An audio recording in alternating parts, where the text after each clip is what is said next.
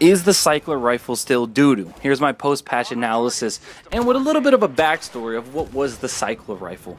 It was once so good in the beta that kids hid, and they cried, and they complained about faggots camping on top of mountains on Outpost Beta on Hoth. Now, we've come a little bit since then. Since the start of this game, the gun was nerfed to the ground. But hiding and lurking was the pulse cannon to take its place. Essentially, it's a one-hit kill sniper that you have to charge, but it's not really a biggie, to the point that the pulse cannon is better all around at sniping and close range combat, mid-range, leading shots, you name it. Pulse cannon does it better than the cycler pre-patch. Now, pre-patch, the cycler rifle did 90 damage and the drop-off started at 100 meters.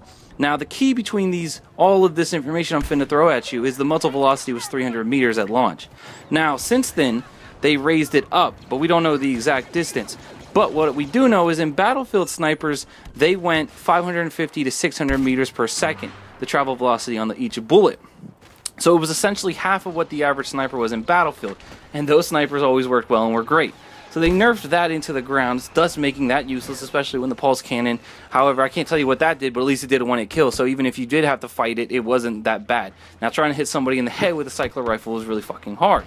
So, and then the major key is it still has the generic 1.5 movement penalty for both the cycler rifle and Battlefield sniper. So what this means is there's no bonus for the lack of muzzle velocity compared to Battlefield snipers. Now, I know they're two different games, but I'm just saying, in general physics, sniping, and shit like that, there is no positive or negative in the two. They're just the exact same. So why would the cycler rifle even be used, you may ask? And honestly, the only positive at the time was that it could shoot through bubbles, but it was such a little bonus that nobody used it. Thus is the reason why you literally had people putting clip touches together of the cycler rifle, myself included, because it makes you feel like a badass because everybody knows how doo-doo that gun is. So, what they did post-patch. Now, they increased the bullet drop-off. Well, they reduced the bullet drop-off, but we don't know the exact numbers. And they made it so that it had the Battlefield 3 damage model so that it'll one-hit kill from 10 meters and in.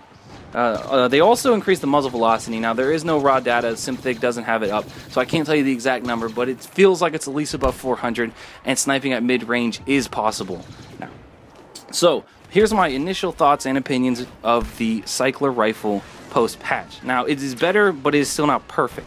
The positives are, it's a one-hit kill and nasty rewarding at close range when you can get a one-hit kill on a dude. It is just so much fun. You can sit inside of a drop-down bubble shield and just mow kids down in hallway trench fighting. Sniping at mid-range is possible now and is even helpful to the team. What was once a struggle to get kills is now at least obtainable. But, here's the negatives though. It still sucks at long range.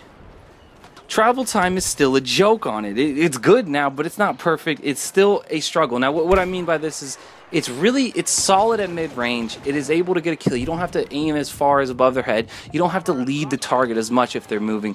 But if they're not like very stationary, you're going to struggle. And so at long range, it's still bad.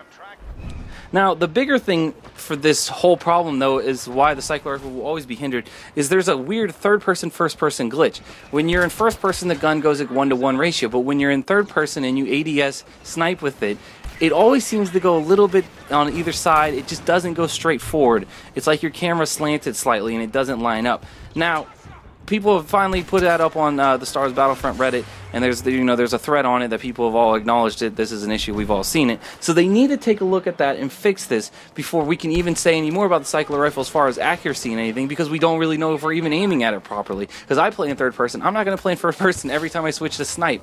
It's just really annoying.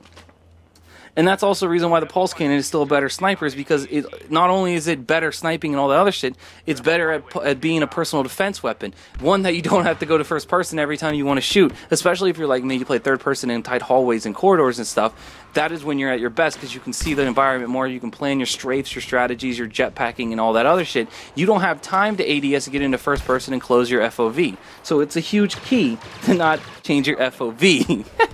I like that. The cycler rifle is getting better, but it's still not in its league yet in the pulse cannons league. Now, let me lend you my conclusions now. The gun is closer to the X-bow from Battlefield 3 than it is a sniper or even the pulse cannon. What I mean by this is it'd be amazing if they embraced it by increasing the one-hit kill potential from 10 meters to 15 to 20. If you play Battlefield 3 and use the Expo, you know absolutely how amazing that gun was and how rewarding it was to get a kill. It was a thing of beauty. Now, if they did do that, they would need to chop off the travel time on it and basically just make it a mid to close range sniper. I would be fine with that if the pulse cannon wasn't so overpowered just in general. And so it would basically eliminate sniping in this game. So I'm a little meh on this idea. I'm just saying I love the Expo. I want the Expo back. But, however, that would need to be tested, like I said, though, so it wouldn't be too overpowered. So the other option is to make it on par with Battlefield snipers, increasing the travel time on it, at least to like 500, maybe 600. And so that's my thoughts. Leave your thoughts in the comments. I would need to give a quick shout out to Verse Hero for going through the anal punishment with me, and he supplied some of the clips you saw. And shout out to FPS Dylan for making the thumbnail. This has been Gangster M7. Let me know your thoughts on if they made it better or not, if you will use it, shit like that, you know, comment down below. But peace out. Thanks for watching.